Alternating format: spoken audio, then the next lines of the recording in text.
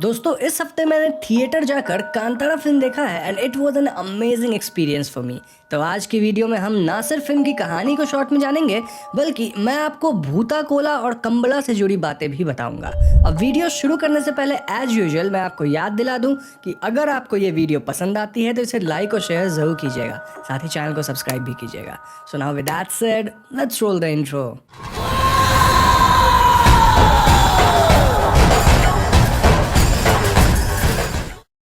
तो फिल्म की कहानी 1847 में शुरू होती है, जहां हमें बताया जाता है कि उस समय दक्षिण कन्नड़ा में एक राजा थे जिनका साम्राज्य बहुत बड़ा सा था। उनके बीवी बच्चे थे, उनकी प्रजा उन्हें सम्मान देती थी, लेकिन इतना सब होने के बावजूद राजा को शांति नहीं थी। वो किसी कारणवश सुखी नहीं थे, वो हमेशा विचलित रहते थे और उन्हें नींद तक नहीं आती थी। इस आत्मिक शांति की खोज में राजा कई मंदिर गए, कई साधु लोग से मिले, लेकिन कोई फायदा नहीं हुआ। फाइनली एक पंडित राजा को बताते हैं कि उन्हें अकेले एक सफर पे जाना होगा जहां वो ऐसी एक शक्ति को खोजे जिससे उन्हें शांति मिल सके।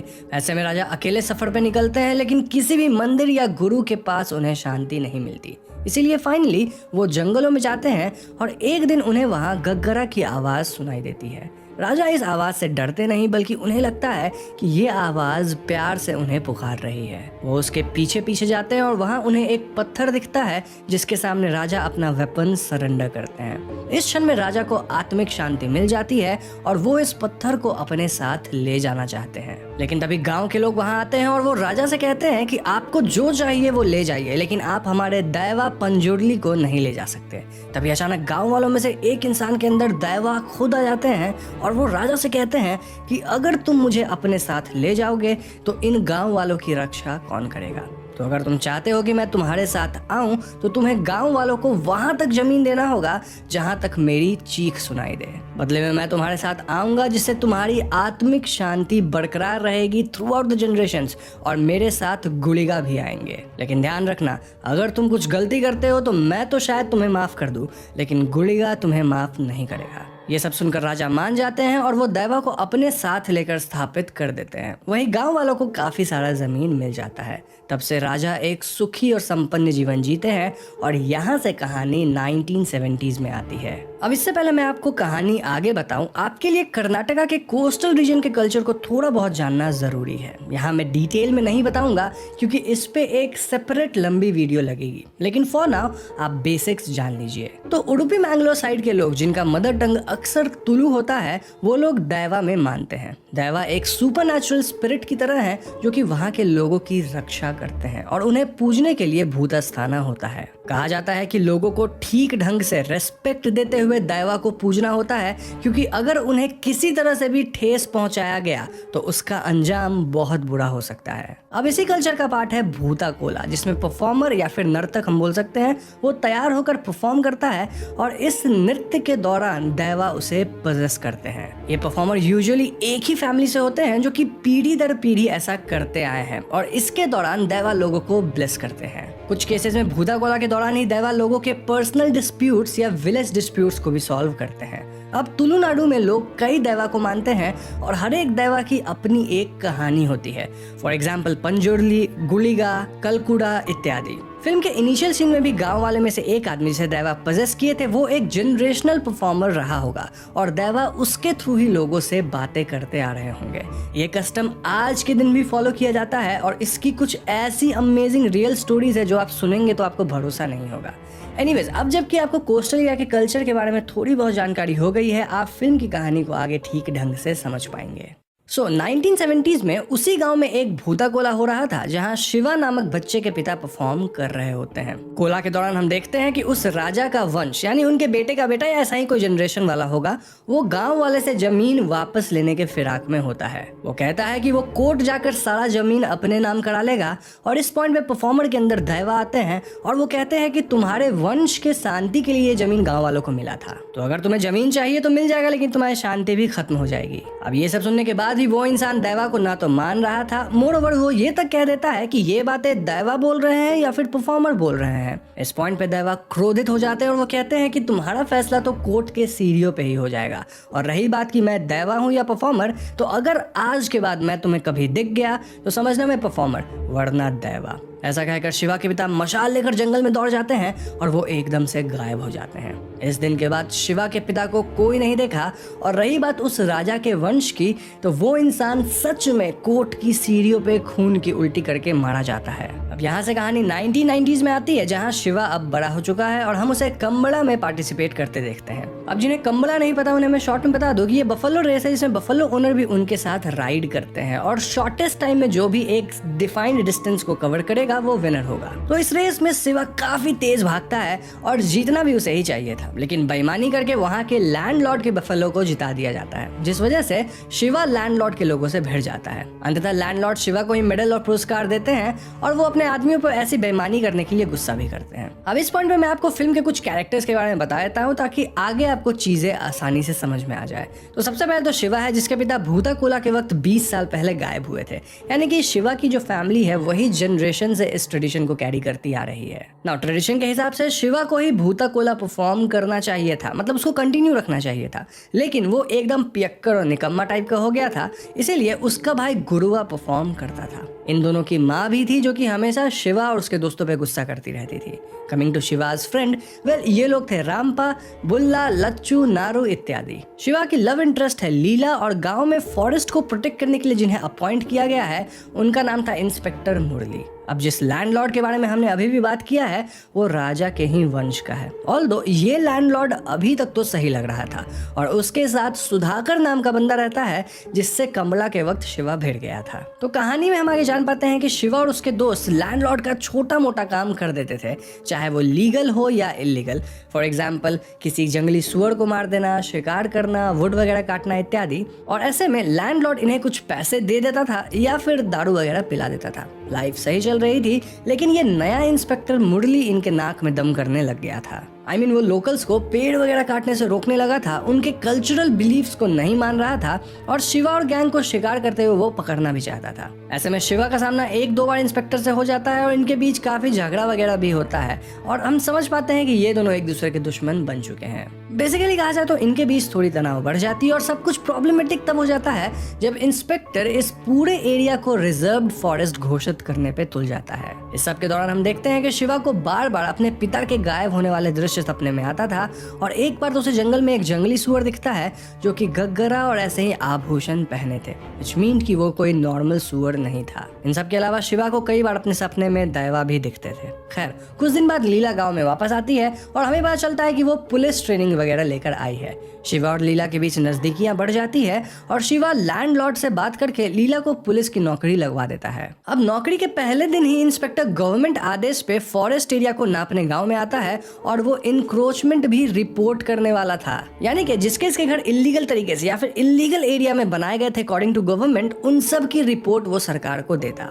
ऐसे में गांव वाले पुलिस से भिड़ने लगते हैं और तभी शिवा वहां आकर पुलिस से हाथापाई कर लेता है। इस लड़ाई में पुलिस वाले शिवा को बांध देते हैं और वो लोग सुधाकर के लेबर्स की मदद से इंक्रोचमेंट एरिया को खोद कर उसे मार्क कर देते हैं। अब इन घटनाओं से गांव वाले एकदम परेशान हो गए थे। इनफैक्ट वो लोग लीला को भी टॉन्ट करने लगते हैं क्योंकि लीला पुलिस के साथ थी, नोइंग द फैक्ट कि वो उसका तो पहला ही दिन था। एनीवेज इस पूरे प्रॉब्लम को हल करने के लिए लैंडलॉर्ड एक वकील को लेकर आते हैं जो कि गांव वालों के जमीन के पेपर्स या तो वैलिडेट करेंगे या फिर उनके पेपर्स बनवा देंगे अकॉर्डिंग टू वो कहाँ रह रहे हैं। वकील एक एक करके सबसे पेपर्स पे अंगूठा लगवाता है क्योंकि मोस्टली गांव वाले जो थे वो पढ़े लिखे नहीं थे और मीनवाइल इंस्पेक्टर जोर शोर से अपने काम में लगा था। ऐसे में शिवा उसके दोस्त इंस्पेक्टर से पंगा लेने लगते हैं। वो शिकार करते हैं, वो और भी पेड़ काटने लगते हैं ताकि इन सब से इंस्पेक्टर का तबादला हो जाए। मोरोवर शिवा कई बार सुधाकर और लैंडलॉर्ड के लोगों से भी भिड़ जाता था। ऑल्दो लैंडलॉर्ड का शिवा से कुछ खासी प्रेम था।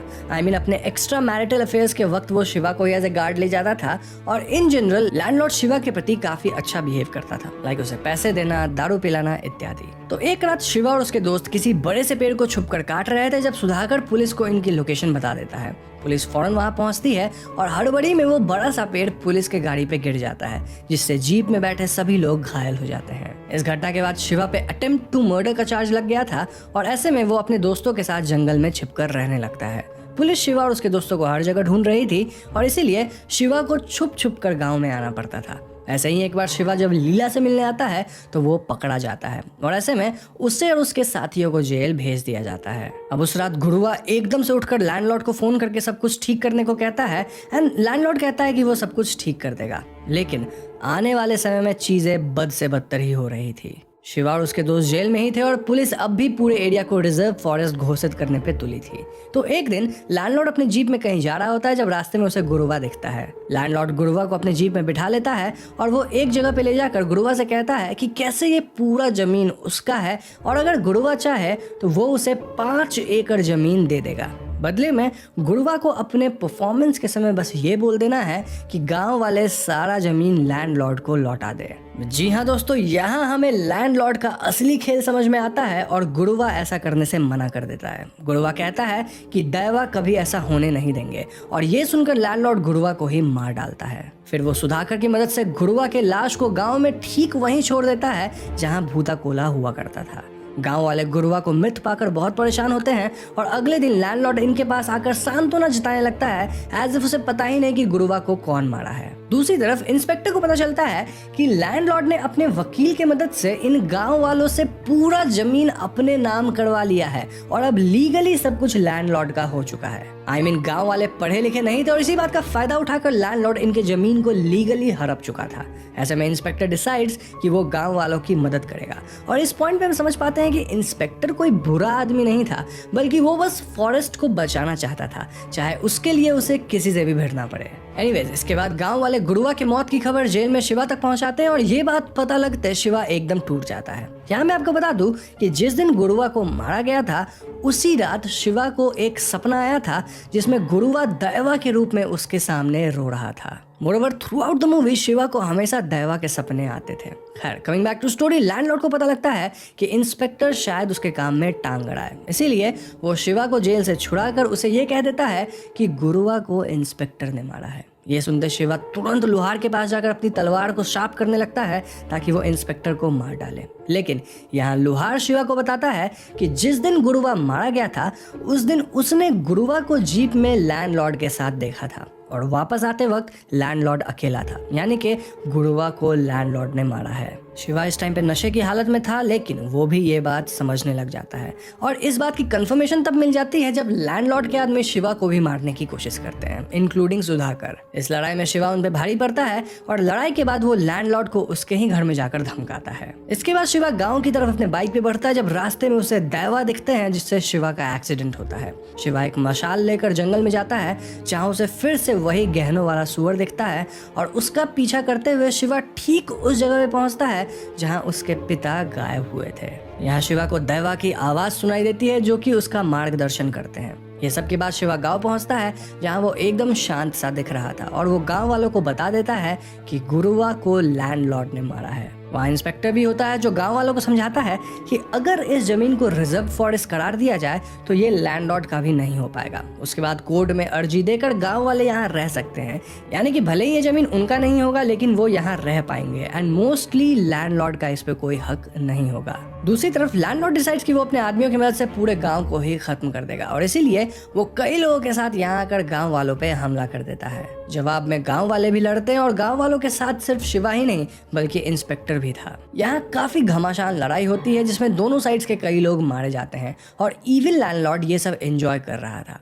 वो खुद गन से कई लोग मार रहा था, इनफैक्ट अपने आदमियों तक को मार दे रहा था। इस भयानक हाथापाई में शिवा का दोस्त बुल्ला भी मारा जाता है और लड़ाई में एक पॉइंट आता है जब सुधाकर भी लैंडलॉर्ड के खिलाफ चला जाता है। And through out the movie हम देख रहे थे कि सुधाकर भले ही बुरा आदमी था लेकिन उसको बहुत ज्यादा बुरा काम करने में थोड़ा सा अजीब लगता था एंड एंड में वो पलट ही गया। लेकिन इसका परिणाम ये हुआ कि लैंडलॉर्ड सुधाकर को भी मार डालता है। शिवा लड़ते हुए लैंडलॉर्ड की तरफ बढ़ता है लेकिन लैंडलॉर्ड का एक ताकतवर आदमी शिवा के गर्दन को पकड़कर उसे हवा में लटका देता है। ऐसे में शिवा का शरीर शांत पड़ जाता है और एज ए व्यूअर हमें लगता है कि शिवा मारा गया। शिवा के मौत के साथ लैंडलॉर्ड अपनी जीत घोषित करता है और वो गांव वालों को उल्टी सीधी बातें बोलना शुरू करता है। तभी एज ए व्यूअर हम देखते हैं कि दैवा शिवा के पास आकर चिल्लाते हैं और इसके साथ शिवा उठकर खड़ा होता है। लेकिन दोस्तों, शिवा नॉर्मल नहीं था बल्कि पूरी तरह से पोजेस था। जी हाँ, उसे देखकर क्लियर था कि उसके अंदर गुलिगा आ चुके हैं और वो एक एक करके लैंडलॉर्ड के सभी लोगों को मार गिराते हैं, एकदम सुपर सा पावर डिस्प्ले करके। फिर शिवा के थ्रू गुलिगा देवा लैंडलॉर्ड से कहते हैं कि तुम इतना पाप जो किए हो तो तुम्हें क्या लगा कि तुम बच जाओगे। पंजुर्ली देवा शायद तुम्हें माफ कर दे, लेकिन मैं नहीं करूंगा। तुम्हारे खून से यहाँ की मिट्टी को सींचा जाएगा। और ऐसा कहने के बाद वो लैंडलॉर्ड को मार गिराते हैं। ट्रस्ट में ऐसे कि ये जो पूरा 20 मिनट का एंडिंग सीन था उसमें आपके रोंगटे खड़े हो जाएंगे। ऐसी परफॉर्मेंस है, ऐसा म्यूजिक है और ऐसे विजुअल्स हैं। खैर, यहाँ से कहानी कुछ दिनों बाद की दिखाई जाती है, जहाँ हम शिवा को भूता कोला करते देखते हैं और वो इंस्पेक्टर और बाकी गांव वालों को यहाँ का भार सौंपते हैं। यहाँ लीला प्रेग्नेंट थी, विच मेंट कि लीला के पेट में शिवा का बच्चा था। एंड देन इसके बाद शिवा ठीक अपने पिता की तरह जंगल में भागता है। एज अ व्यूअर हम देखते हैं कि शिवा के अंदर आए देवा और उसके पिता के देवा एक दूसरे को ग्रीट करते हैं और वो दोनों एकदम से गायब हो जाते हैं। यानी कि शिवा भी उस दिन के बाद कभी नहीं पाया गया। ऐसा शायद इसलिए क्योंकि शिवा लड़ाई के टाइम पे ही मर चुका था। उसे बस ये एक्स्ट्रा जिंदगी कुछ देर देवा दिए थे ताकि वो अपना काम पूरा कर सके। क्रेडिट सीन में शिवा का बेटा थोड़ा बड़ा हो चुका है और उसे शिवा का दोस्त उसकी कहानी सुना रहा है। दिस शोज कि आगे चलकर शिवा का बेटा भी भूता कोला में नर्तक होगा और उसके अंदर भी दैवा आएंगे। यहीं पे फिल्म खत्म हो जाती है। तो दोस्तों, ये थी कांतारा फिल्म की कहानी। And trust me when I से कि ये one of the best movies है जो कि मैंने इस साल देखा। आई मीन फिल्म में जो एक्टिंग है, ऐसी एक्टिंग मैं एक्सपेक्ट भी नहीं कर सका बॉलीवुड वगैरह में किसी से। एंड एंडिंग के 20 मिनट में जो परफॉर्मेंस है ऋषभ शेट्टी की, वो आपका दिमाग हिला देगी। और फिल्म में कल्चर को इतना बढ़िया से रिप्रेजेंट किया गया है कि मैं क्या ही बताऊं। अब यहाँ मैंने स्टोरी को एकदम शॉर्ट में कवर किया है, इसलिए मैंने काफ़ी कुछ स्किप किया है, मोस्टली कल्चरल रेफरेंसेस को, क्योंकि एक वीडियो में मैं आपको सारे रेफरेंसेस नहीं बता सकता। But let me tell you कि फिल्म के एक एक फ्रेम में कल्चर को बुना गया है एंड दैट इज अमेजिंग। जो लोग कर्नाटका से है, स्पेसिफिकली कुंदापुर, मैंगलोर, उडुपी इस एरिया से, उनको फिल्म बाकियों से ज़्यादा समझ आएगी। फॉर एग्जाम्पल, दैवा इशारे में कई बात कहते हैं। आई मीन एंड सीन में गुलिगा खाना मांगते हैं और वो खाते भी हैं। अगर आप गुलिगा की हिस्ट्री को पढ़ेंगे तो इन रेफरेंसेस को समझ पाएंगे कि वो खाना क्यों मांग रहे थे। ना पंजुर्ली शब्द तुलु शब्द पंजी से बना है जिसका अर्थ होता है पिग, और इसीलिए हम फिल्म में एक दैवीय वाइल्ड पिग को देख पाते थे एंड दैट रिप्रेजेंटेड पंजुर्ली। हर एक दैवा की अपनी एक कहानी होती है और उनका अपना एक नेचर है। मैं यहाँ आपको कितना ही बता दूं इस वीडियो में, अगर एक एक फ्रेम को तोड़ने लग गया तो वीडियो 1 नहीं 2 घंटे की भी हो जाएगी, फिर भी चीज़ें एक्सप्लेन नहीं होगी। तो उसके लिए आपको कोस्टल एरिया के कल्चर को समझना पड़ेगा। और यहाँ मैं बता दूं कि रियलिटी में भी आज भी ऐसे इंसिडेंट्स होते हैं जिनके बारे में अगर आप सुनोगे तो आपका दिमाग हिल जाएगा। Now as I have said before, मैं भूता कोला पे एक सेपरेट वीडियो लेकर आऊँगा जिस पे ऑलरेडी काम चालू है। वहाँ मैं थोड़ा डिटेल में कल्चर को डिस्कस करूँगा और साथ ही आपको कुछ रियल स्टोरीज भी सुनाऊंगा जिसे सुनकर आपके होश उड़ जाएंगे। तो अगर आप चाहते हैं कि मैं वो वीडियो लाऊं तो आप इस वीडियो पे 40 के लाइक्स पहुंचाइए। अभी के लिए मैं बस इतना कहूंगा कि अगर आप इस फिल्म को मिस कर रहे हैं तो आप कुछ बहुत बड़ा मिस कर रहे हैं। फिल्म एकदम परफेक्ट है, चाहे वो एक्टिंग हो, सिनेमाटोग्राफी हो, परफॉर्मेंसेज हो, मतलब कुछ भी ले लो, एकदम बेस्ट है।